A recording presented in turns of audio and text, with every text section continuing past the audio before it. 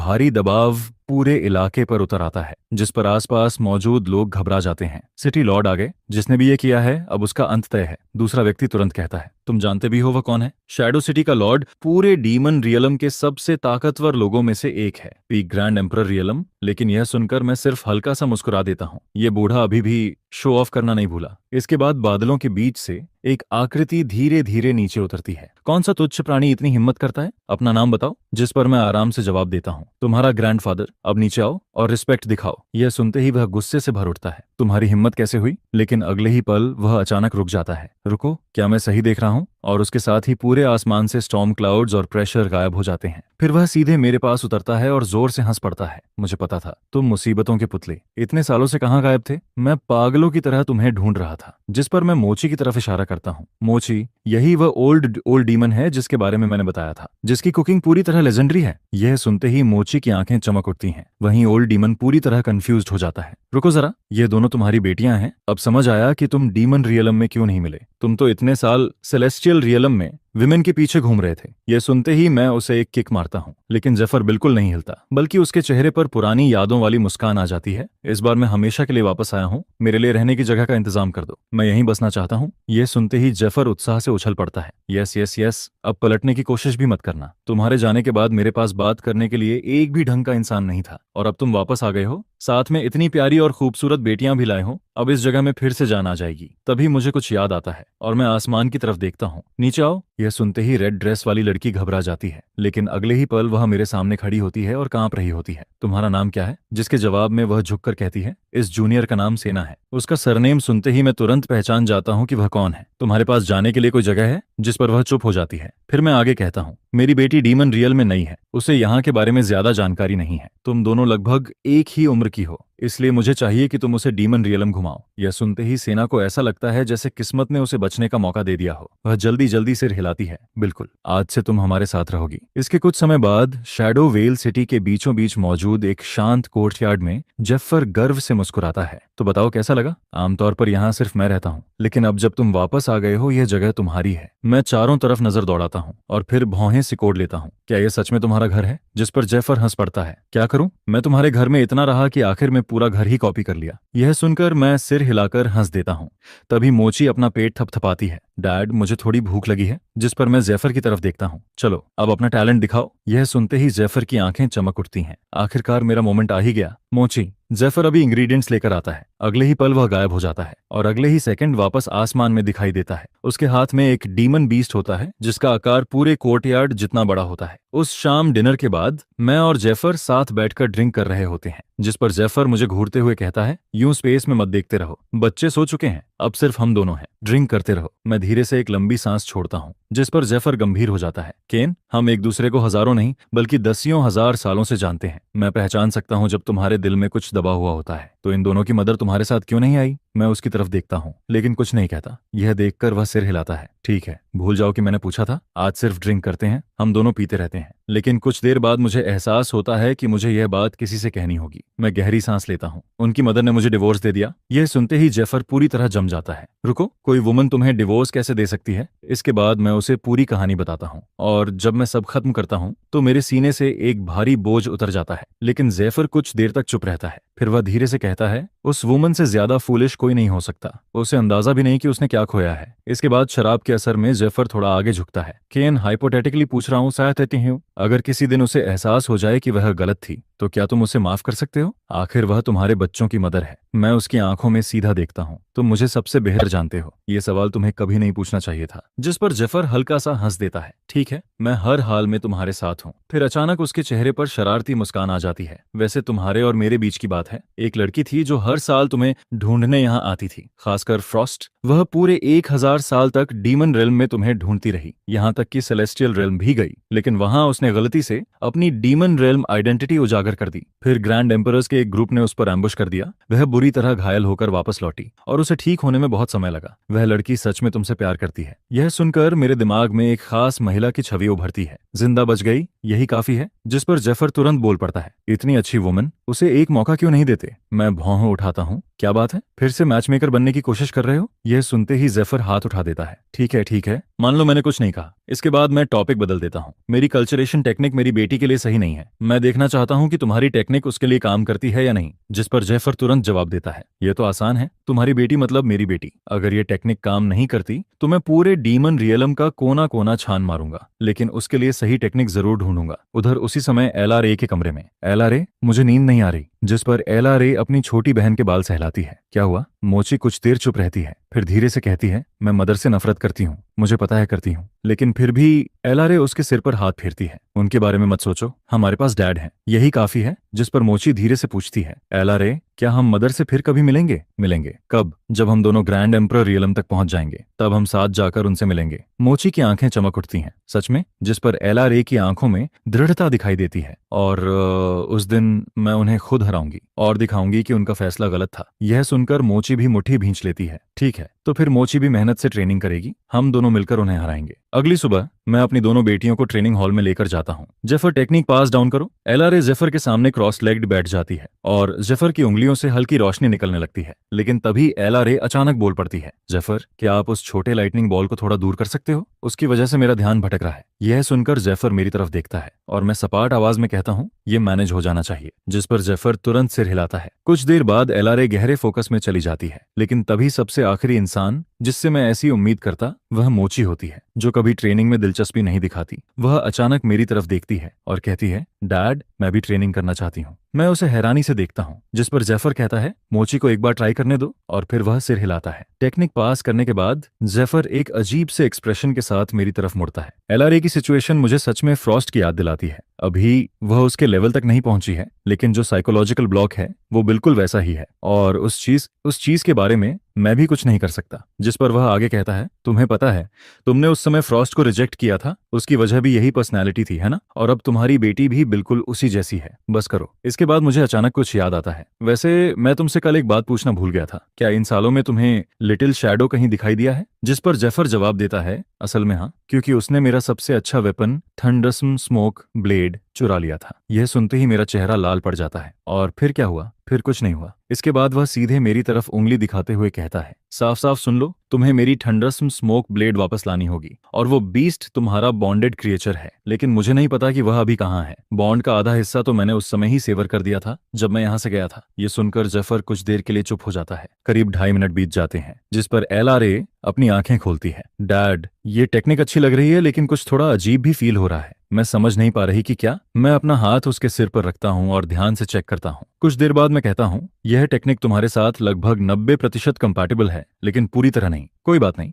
Dad तुम्हारे लिए इससे भी बेहतर टेक्निक ढूंढ लेगा। लेकिन तभी एलआरए पूछती है, डैड मोची जो कर रही है क्या वो सच में काम कर रहा है? जिस पर जेफर उसकी तरफ देखता है और उसकी आंखें चौड़ी हो जाती हैं। हे भगवान, मैंने अपनी पूरी जिंदगी में किसी को पहली कोशिश में ऐसा रिजल्ट मैनिफेस्ट करते हुए नहीं देखा। डैड क्या मैं कुछ बहुत इंप्रेसिव कर रही हूँ? हाँ, जब मैंने शुरुआत की थी तब मैं तुम्हारे आसपास भी नहीं था। यह सुनकर मैं तुरंत एलआरए की तरफ मुड़ता हूँ। एलआरए हिम्मत मत हारना, डैड तुम्हारे लिए बेहतर टेक्निक जरूर ढूंढेगा। जिस पर एलआरए चुपचाप सिर हिला देती है। बाद में कोर्टयार्ड में जेफर मुझे अलग ले जाता है। मुझे सच में लगता है कि तुम्हें एलआरए को फ्रॉस्ट की कल्चरेशन टेक्निक ट्राई करवानी चाहिए। फिर से वही बात, अगर ये सिर्फ मेरी मैच मेकिंग वाली बात नहीं है और दोनों सच में इतने सिमिलर हैं, तो शायद वह टेक्निक उसके लिए परफेक्ट मैच हो सकती है। ये सुनकर मैं कुछ देर सोचता हूँ, क्या तुम्हारा अभी भी उससे कांटेक्ट है? हाँ है, हालांकि उसका टेम्पर पहले से भी ज्यादा डेंजरस हो गया है, खासकर उसके वेपन चोरी होने के बाद। यह सुनते ही मुझे सब समझ आ जाता है। अब समझ आया, इतने सालों तक तुम मुझे उसके साथ रहने के लिए पुश करते रहे क्योंकि वो तुम्हें धमका रही थी, है ना? बिल्कुल नहीं। ठीक है, उसे एक सोल मैसेज भेजो, उसे यहाँ आने के लिए कहो। यह सुनकर जेफर साफ तौर पर राहत की सांस लेता है। आखिरकार अब मुझे रोज रोज ये काम नहीं करना पड़ेगा। लेकिन सिर्फ 15 मिनट बाद ही मोची खिड़की की तरफ इशारा करती है। डैड बाहर बर्फ गिर रही है, जबकि कुछ पल पहले तक मौसम बिल्कुल साफ था। और उसी समय खिड़की के बाहर सफेद कपड़ों में एक फिगर दिखाई देता है, फ्रॉस्ट। जेफर ने कहा था कि तुम्हारे पास कोई जरूरी खबर है, क्या तुमने उसे ढूंढ लिया? लेकिन फ्रॉस्ट अंदर नहीं आती है, क्योंकि वह उस जगह को डिस्टर्ब करने से डर रही होती है जिसके बारे में वह सालों से सपने देखती आई है। तभी अंदर से एक आवाज आती है, अंदर नहीं आओगी? और अगले ही पल फ्रॉस्ट कमरे के अंदर दिखाई देती है। तुम इतने सालों तक कहाँ थे? तुम्हें अंदाजा भी है कि मैंने क्या क्या झेला है? यह देखकर जेफर सिर हिलाता है। पूरी दुनिया में सिर्फ तुम ही हो जो इसे ऐसा बिहेव करने पर मजबूर कर सकते हो। जिस पर फ्रॉस्ट मेरी तरफ देखती है। तुम अभी भी बिल्कुल वैसे ही हो। असल में मैं काफी बदल गया हूँ। इसके बाद वह मेरी बगल में खड़ी दोनों लड़कियों की तरफ देखती है। और ये दोनों मेरी बेटियां हैं, वो हैं मोची और LRA। इन्हें आंट फ्रॉस्ट कहकर बुलाओ। यह सुनते ही फ्रॉस्ट अचानक खून की एक घूंट उगल देती है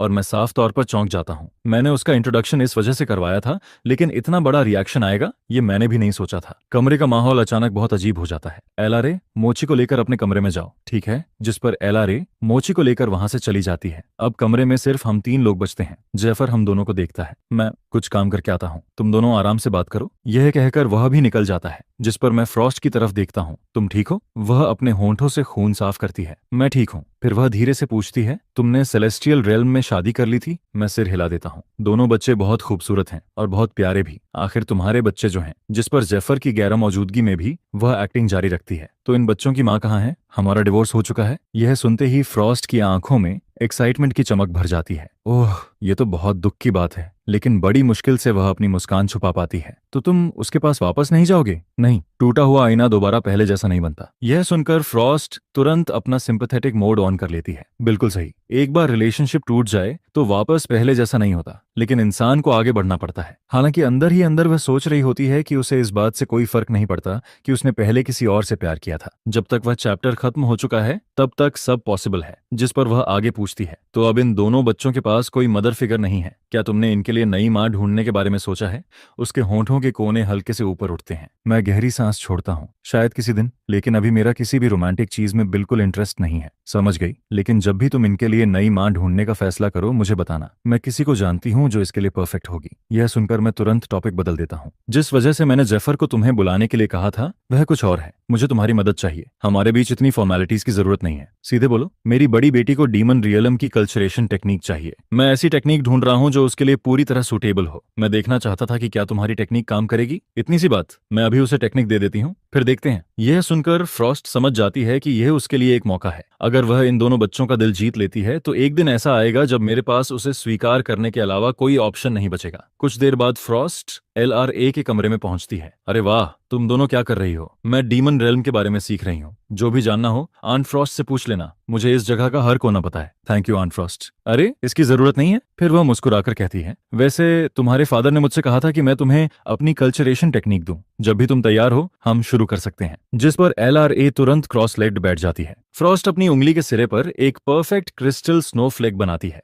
उसकी फ्लॉलेस शेप को देखकर LRA के अंदर एक अजीब सी शांति उतरने लगती है। कुछ पल बाद LRA आंखें खोलती है। ये बिल्कुल सही लग रहा है, एक भी चीज अजीब नहीं लग रही। मैं अपना हाथ उसके सिर पर रखकर ध्यान से चेक करता हूँ। सही कहा, ये टेक्निक तुम्हारे लिए परफेक्ट मैच है। अब से इसी से कल्टीवेट करना, लेकिन उससे पहले डैड को तुम्हारी पुरानी सेलेस्टियल रियलम फाउंडेशन कन्वर्ट करनी होगी। इसके बाद मैं फ्रॉस्ट और मोची की तरफ देखता हूँ। तुम दोनों थोड़ी देर के लिए बाहर जाओ। डैड, मैं भी? हाँ, अपनी सिस्टर को डिस्टर्ब मत करो। फिर मुझे कुछ याद आता है। तुम्हें फ्रोजन वाटरमेलन चाहिए था ना? आंट फ्रॉस्ट से मांग लो। ये आंट फ्रॉस्ट, चलो। यह कहकर मोची बिना सोचे समझे फ्रॉस्ट का हाथ पकड़ लेती है और उसी पल फ्रॉस्ट का पूरा शरीर हल्का सा कांप जाता है, क्योंकि आज तक किसी ने इस तरह उसका हाथ नहीं पकड़ा था। कुछ देर बाद मोची फ्रोजन वाटरमेलन खाती हुई दिखाई देती है। मोची, यह सोल मैसेज जेड रख लो। जब भी और चाहिए हो आंट फ्रॉस्ट को कांटेक्ट कर लेना। जिस पर मोची अपने हाथ के पीछे वाले हिस्से से मुंह साफ करती है। डील। यह फ्रोजन वाटरमेलन बहुत अमेजिंग है। और फिर वह दोबारा खाने में लग जाती है। यह देखकर फ्रॉस्ट थोड़ा और करीब आने की कोशिश करती है।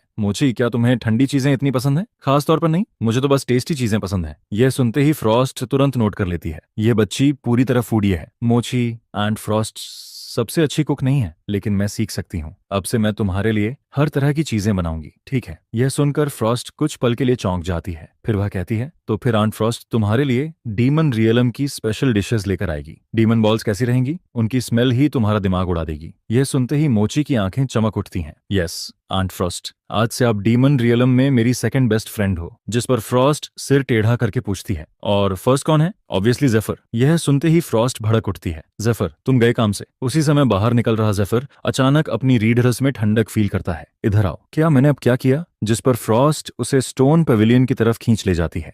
उसका पूरा एक्सप्रेशन बर्फ जैसा ठंडा हो चुका होता है। मुझे कुछ सवाल पूछने हैं। जेफर हल्का सा कांप जाता है। क्या तुम मेरे साथ थोड़ा अच्छा बिहेव नहीं कर सकती? मैं इतने समय से तुम्हारे लिए अच्छी बातें ही कर रहा हूँ। तुम इस पर यकीन करना मुश्किल है। ठीक है ठीक है, अच्छे काम का यही रिवॉर्ड मिलता है। जो जानना है पूछ लो। कुछ देर बाद जेफर उसे सारी बातें बता देता है। सब कुछ सुनने के बाद फ्रॉस्ट पूरी तरह स्टन्ड रह जाती है। कोई तरीका नहीं, वह औरत सच में हैरान कर देने वाली हद तक बेवकूफ थी। सही कहा, मैंने भी यही सोचा। सोचा था, लेकिन अगले ही पल फ्रॉस्ट खुद को रोकती है। नहीं नहीं, मुझे उसे बेवकूफ नहीं कहना चाहिए। अगर उसने सच में उसकी वैल्यू की होती तो मुझे ऐसा मौका कभी नहीं मिलता। और फिर वह धीरे से मुस्कुराती है। और केन को मैं जितना जानती हूँ वह कभी वापस नहीं जाएगा, जिसका मतलब है कि तुम्हें बस थोड़ा एफर्ट करना है, और अगर ऐसा किया तो उसके दिल में जगह बनाने के चांसेस सच में काफी अच्छे हैं। तुम जानते हो क्या, अब मुझे लगने लगा है कि तुम उतने भी बुरे नहीं हो। आज मैं तुम्हें नहीं मारूंगी। जिस पर जेफर तुरंत चुप हो जाता है। करीब आधे घंटे बाद मैं सफलतापूर्वक ALRA की कल्टीवेशन फाउंडेशन को डीमन रियलम के साथ कंपैटिबल फाउंडेशन में कन्वर्ट कर देता हूँ। इतना ही नहीं, इस प्रोसेस में मैं उसे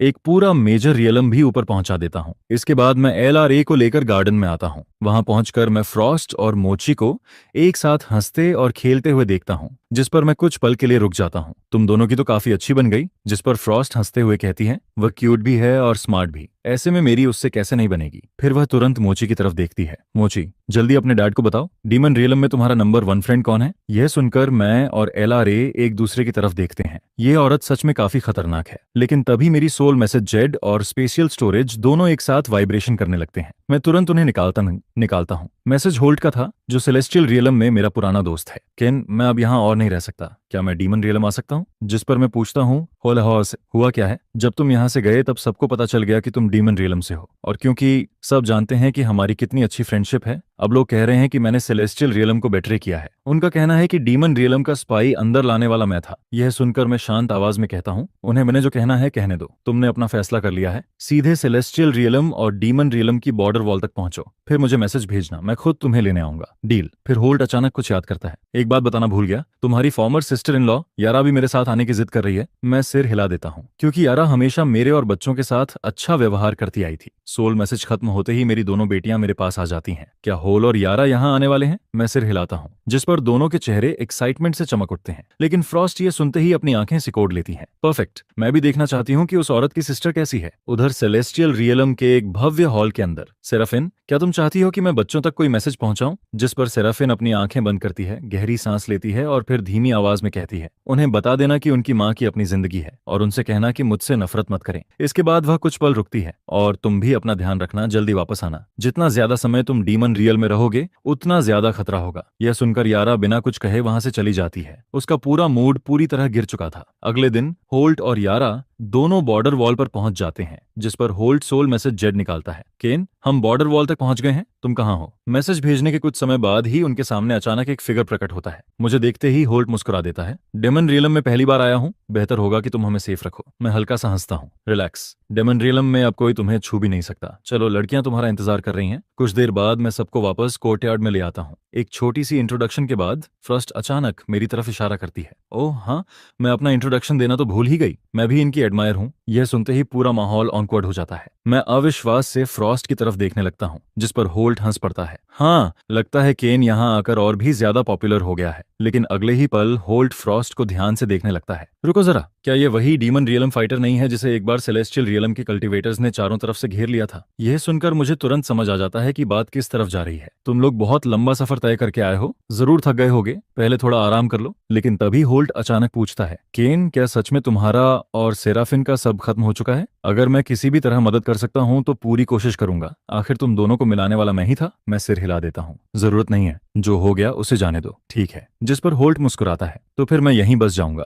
वैसे भी मुझे हमेशा से वेपन फोर्जिंग पसंद रही है। बाहरी दुनिया में क्या हो रहा है उससे मुझे कोई फर्क नहीं पड़ता, बस मेरे लिए एक फोर्जिंग रूम बनवा दो, मैं खुश हूँ। फिर उसकी नजर मोची और LRA पर जाती है। सबसे जरूरी बात, मुझे तुम्हारी दोनों बेटियां सच में बहुत पसंद हैं।